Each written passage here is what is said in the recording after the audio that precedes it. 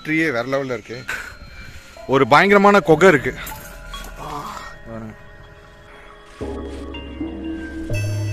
இதுக்குள்ள தான் போனா எங்க போனான்னு